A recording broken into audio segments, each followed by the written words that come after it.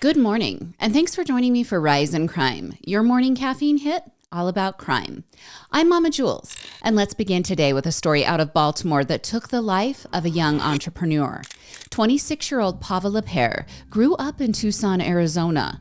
Her father, Frank LaPere, said Pava was a stubborn and sly girl who would sneak out to ride her bicycle in the early morning hours before anyone else was awake in the home.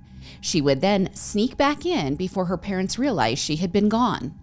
Frank said that Tucson isn't a small city, but that Pava was just that way.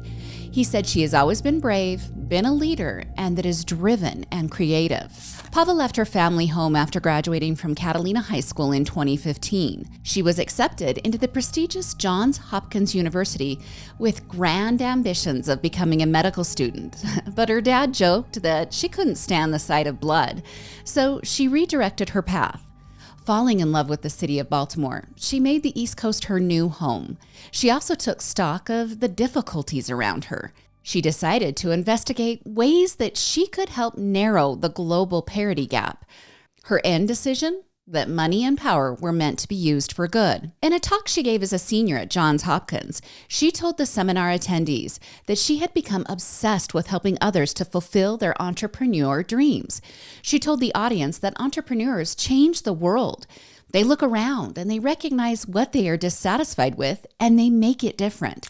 And she didn't just talk the talk. By the time she had graduated from college, Pava had started 3 different companies that empowered young and aspiring leaders. Her third and most successful venture started in 2018. EchoMap Technologies, that's Pava's new business. Well, they work to enable different entities and institutions. Those entities would range from university systems to municipal governments to even Baltimore's own tech scene. Well, they work to connect those people with other networks and resources and social capital that they would need to progress. The Baltimore-based business raised 2 separate rounds of $3.5 million for various businesses, and it also employs nearly 30 people. Pava had recently moved the company into a new office in the Bromo Arts District. And Pava was also named to the Forbes list of 30 under 30. That happened just this year. She had developed a reputation around Baltimore as a go-getter, and a business partner relayed a story about a time that Pava wanted to get to a corporate beach retreat in Delaware. She didn't own a car, and so she had to figure out how to make the trip. When option after option was shut down, she finally rented a small moving truck to make her plans come together. Her business partner said that was what was unique about Pava. Whether it was easy or not, she would definitely make it happen. Well, all of that came to an end when Pava's half-naked body was found a week ago on the roof of her apartment building. She had been bludgeoned and strangled. A brick and several of her teeth lay near her body, as well as her pants, her shoes, and a broken hair clip. Investigators believe she had most likely died on Friday evening, but her body wasn't found until Monday morning when people were reporting her missing. Now, investigators then began working backwards, grabbing surveillance footage to try and piece together when Pava had entered her apartment building. They learned that on Friday evening, Pava was walking toward her upscale apartment, and she was also being followed by a man. She had no idea. When she entered her locked lobby area, she rested for a moment on the couch. It was then that a man began acting like he couldn't get his key to work at the door. He can be seen waving for Pava to open the door for him. Of course, Pava jumped from the couch, and true to her personality, she kindly opened the door and began talking with the man as she led him into the apartment building. They walk through the lobby and towards the elevator, where the footage ends with them chatting as the elevator doors close. The next time the man is seen on the video footage, 40 minutes later, he is quickly leaving the lobby. His sweatshirt is off, and he is wiping his hands on the shirt and on his pants. Pava had no idea what kind of danger she was in. The man she had let enter the building was 32-year-old Jason Billingsley, a man with a violent criminal history and who police were already on the hunt for. Baltimore PD believed that Jason had attacked 2 people just 2 days prior before conning Pava into opening the door and eventually murdering her. Now, in that attack, the one that happened 2 days previous, 26-year-old Jonte Gilmore told the Baltimore Banner that he and his girlfriend had fallen asleep listening to music in the basement bedroom of their West Baltimore rooming house. His girlfriend awoke to someone knocking on their door. She didn't get up to answer it until the man yelled through the door that he was with maintenance and that they had a flood in their kitchen. Well, the woman ascended the stairs and opened the door for the man, where he grabbed her by the hair, threw her onto the floor, and hit her in the face with a gun. He then shouted, "Where that money at?" Eventually, he wrapped her head and ankles in tape. Jonte awoke to the man holding a gun to his head. He asked the same question, "Where the money at?" He then told Jonte that if he tried anything stupid, that he would, in his words, rape your bitch upstairs. Now, the man taped Jonte's ankles and face, just like he had taped Jonte's girlfriend. He then spent the next few hours repeatedly raping Jonte's girlfriend in front of him. At some point in the attack, Jonte's girlfriend asked her attacker if she could pee. He forced her to use the bathroom on the floor near her boyfriend. Eventually, the attacker cut his girlfriend's throat, and Jonte was sure she was dead. But he then noticed she was only pretending. The attacker left and then returned with a flammable liquid. He soaked a rag and wiped the liquid across Jonte's face. The attacker also soaked areas of the bedroom and then started the whole thing on fire before he fled. Jonte said he could hear his girlfriend screaming that she was burning alive. He said he begged her to drop and roll around to extinguish the flames. And unfortunately, he was still unable to remove his own restraints as the fire grew. His girlfriend fled the bedroom and returned with help to pull Jonte to safety. Now, both of them, Jonte and his girlfriend, they've undergone skin grafting, but they have been released from the hospital. Okay, remember this attack was just 2 days prior to the killing of Pava, and law enforcement knew who the attacker was of Jonte and his girlfriend. The reporting is a little unclear, but Jonte or his girlfriend, or maybe both of them, were able to identify the attacker as Jason Billingsley. Now, remember, that's the same man on the video surveillance from Pava's apartment. And some local outlets are saying that Billingsley actually worked at the building that Jonte was staying in, and maybe that's how they knew who he was. All right, so we have Jason attached to both the attack and the murder, but residents of Baltimore are frustrated with the police. They say the police didn't alert the public at all about Jason Billingsley. Following the attack of Jonte and his girlfriend, Baltimore police didn't tell the public about Jason or his violent past that includes spending 14 years in prison. But following the death of Pava, law enforcement did solicit the help of the public in searching for Billingsley. The department announced that a warrant had been issued for Billingsley. He was wanted on first-degree murder, assault, reckless endangerment, and then some other charges. They also asked the public to be aware of Billingsley and alert authorities if he was spotted. Now, Baltimore Acting Police Commissioner Richard Worley defended his decision to not alert the public to the threat of Billingsley because he said officers felt they were close to capturing the man. He said they also believed that he would not commit a random act of violence. He told reporters that if he thought they had made a mistake, he would tell you they made a mistake. But in this situation, the department had not done anything wrong. Well, Baltimore Mayor Brandon Scott, however, did say in a news conference that there was no way in hell that Billingsley should have been on the streets. So, according to court documents, the attack on Jonte and his girlfriend happened on Wednesday. The murder of Pava happened on Friday night.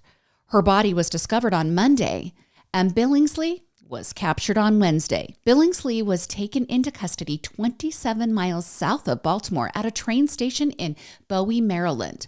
The Baltimore Acting Police Chief said that Billingsley was cooperative when he was taken into custody.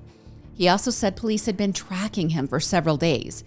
He said that once Billingsley realized the police knew who he was, okay, this happened not after the first attack, but after the murder of Pava, and they reported that that's who did it, or who they thought did it. So they're saying that once the police knew who he was, that Billingsley turned off his cell phone and then he just poof, disappeared. Now, the commissioner did say that he had received information that actually led them to the train station where they arrested Billingsley. Okay, so who is Jason Billingsley? Well, his criminal record is long, But he has arrests for assault in 2009 and 2011. And then, in October of 2022, he was released from prison early. Nearly 16 years earlier, Billingsley had noticed a woman sitting outside of her apartment building. He struck up a conversation with her, and she said she was getting some air after having a fight with her boyfriend. Well, he offered her a place to spend the night, and then he put his arms around her neck and strangled her. He then struck her in the face and said he would kill her if she didn't do what he said. He forced her to perform oral sex on him while holding a knife to her throat. Well, after raping her, he stole $53 from her wallet. He had initially received a 30-year sentence for that rape conviction, but it had been reduced to 16 years. He was then let out of prison 2 years earlier for good behavior. So, for the murder of Pava and the attacks on Jonte and his girlfriend, the Baltimore City Attorney Ivan Bates said at a news conference that the charges would be presented to a grand jury and that prosecutors would seek life without the possibility of parole if Billingsley was found guilty. CBS News is reporting that Billingsley will be held without bail. In the same reporting, they say Assistant State Attorney Robin Worley said Billingsley admitted to investigators that he beat Pava with a brick and with his hands. Now, remember, that doesn't mean he will plead guilty to the charges. We're still really early in the criminal court side of this case. But the judge on Friday ordered that Billingsley receive a suicide risk assessment. And in a social media post, Pava's father complimented the Baltimore Police Department on their quick action in the case. He also asked that people remember that Pava made an impact in every endeavor she undertook and on every life she touched. Now I'll make sure I keep you updated on this case, and when I know, I'll let you know. Now let's head to Akron, Ohio, where a woman has been sentenced to 63 years in state prison for the death of her husband. But man, is this one messed up story.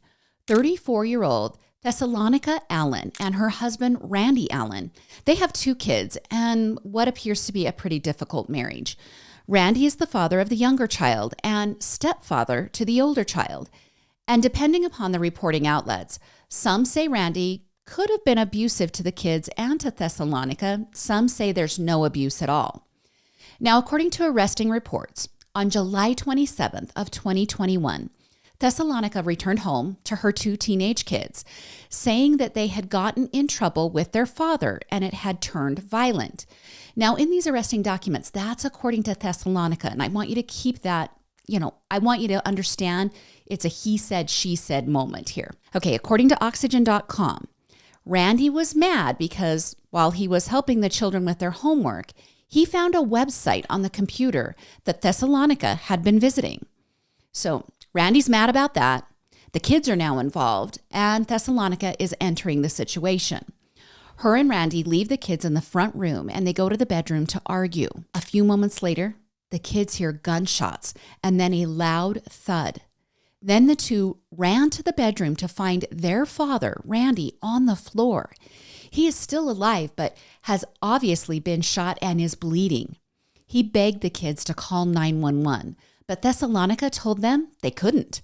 And then she sent them back to their rooms. Now, an autopsy later showed that Randy bled to death from a bullet that penetrated his spinal column. Now, I don't know what was happening in the previous years in the home, and I'm not here to say who's the good guy and who's the bad guy, but the kids, knowing their father has been shot and is possibly dying on the floor of their mother's bedroom, they return to their rooms and then they fall asleep. This leads me to believe a couple of things. Either there has been violence in the home, or Thessalonica has been manipulating the children for years, and that this is just standard protocol. They do whatever she says. And like I said, I don't know. I wasn't there. But it's incredibly shocking to me that the kids went to sleep while their dad is dying. Okay, anyway, later that night, in the middle of the night, Thessalonica wakes her kids up. She tells them they need to get rid of their father and stepfather's body. So the plan is the 3 will drag Randy outside the house and to the car. They attempt Thessalonica's plan, but Randy is too heavy. And so she enacts a new plan. The next day, Thessalonica heads out to do some shopping. She buys cleaning supplies and an axe. She returns home and chops off her dead husband's legs in hopes that this will lessen the weight of the corpse so that she and the kids can move Randy to dispose of him.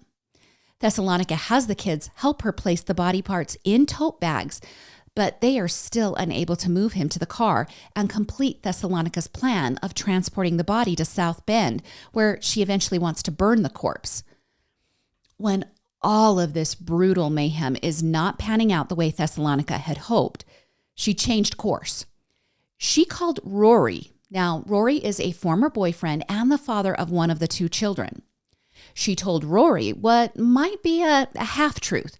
She begged him to go to the apartment and stop Randy from beating their shared child. Well, he obviously acts. It's his kid that he thinks is getting beat up. And when he arrives at the apartment, he finds Randy's dead body and a frantic Thessalonica. She confesses to killing Randy, saying it was because he was beating their child. She then asks Rory to help move the body, and Rory's like, no way. He tells Thessalonica she needs to drive him back to his place and that he wants nothing to do with this.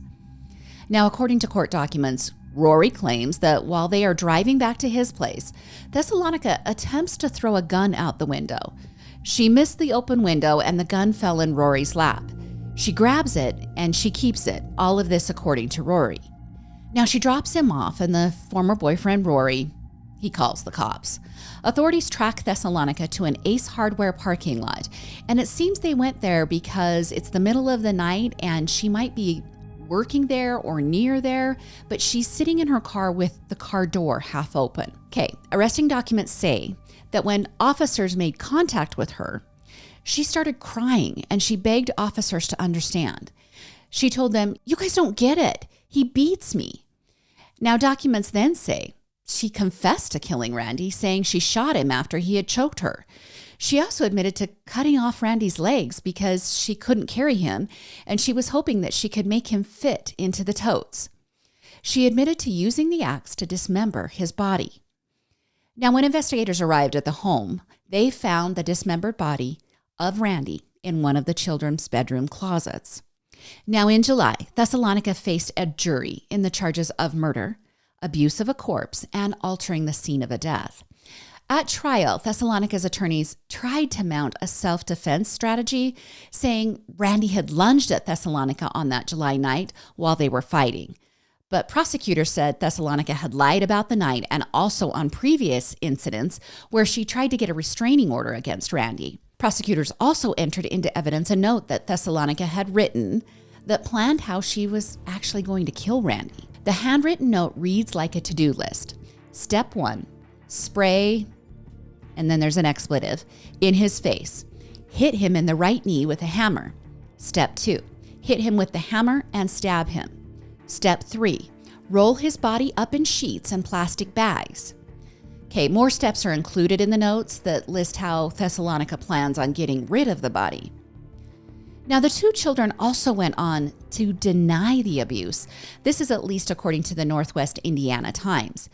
They called Randy a sweet person and admitted that he had intended to leave the marriage. Well, following the trial, it took the jury just a half hour to find Thessalonica guilty of the charges. When Judge Thomas Alavisos handed down the 63-year sentence, this happened last week, he said the evidence had shown that Thessalonica deserved a particularly harsh sentence for her crimes.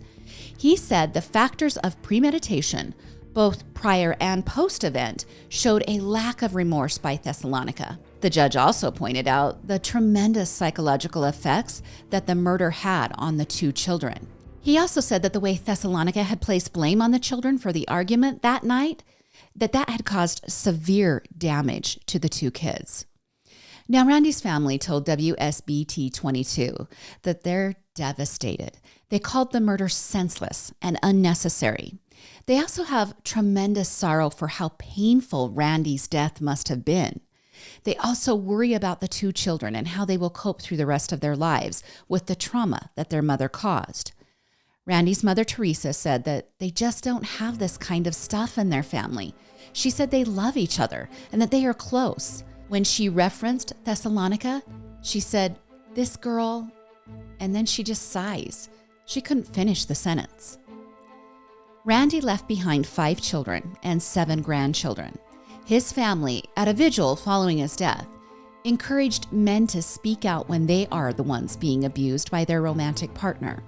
Randy's sister said that men should speak up about abuse, that when they do, it doesn't make them any less of a man. She also said her brother just wanted to be loved. And just a quick update to finish today. There's been an arrest in a 27-year-old cold case. In September of 1996, Tupac Shakur was traveling on the Las Vegas Strip, headed to a nightclub. He was in a black BMW being driven by Death Row Records founder Marion Suge Knight.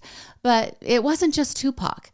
There was a convoy of about 10 cars headed to the nightclub. See, everyone had just finished watching Mike Tyson knock out Bruce Seldon in a boxing match at the MGM Grand. After watching the Tyson-Seldon fight, Tupac and his entourage had gotten into like a fight or a scuffle, some sort of altercation at the hotel. Once the dust settled, the entourage moved on down the strip in their cars. While stopped at a light, a white Cadillac with 4 men inside pulled alongside the BMW. One person opened fire, riddling the side of the BMW with bullets. Tupac was in the passenger seat and was shot 4 times, twice in the chest. Suge Knight, the driver, was grazed by a bullet fragment. And Tupac was rushed to the hospital, where he died 6 days later. And it's been 27 years, and the case was cold until this July when authorities served a search warrant at a home in Henderson, Nevada that has connections to Dwayne Keefe D. Davis. So in the search, police seized multiple computers, a cell phone, some documents, a Vibe magazine that featured Tupac, several .40 caliber bullets, 2 tubs containing photographs, and a copy of a book that Davis had penned back in 2019. Okay, that book is a memoir called Compton Street Legend. See, Davis is the uncle of Orlando Anderson. Orlando Anderson was a rival of Tupac and was also the man long suspected of pulling the trigger on that 1996 night in Vegas. Kay Anderson, of course, denied any involvement, and he died in a completely unrelated gang incident in Compton 2 years after Tupac's death. Well, following the search in July, authorities arrested Davis on Friday and indicted him for the murder of Tupac. Now, at this time, we don't know much about the why of the arrest. Authorities obviously believe they have uncovered enough evidence to make the murder charge stick. So I'll just keep watching and let you know as more information comes out. On another note, Tupac has a colorful history that included a turf war with rival rap artist Notorious B.I.G. Now, the rapper was killed just 6 months after Tupac when he was shot in a gang/rap related incident.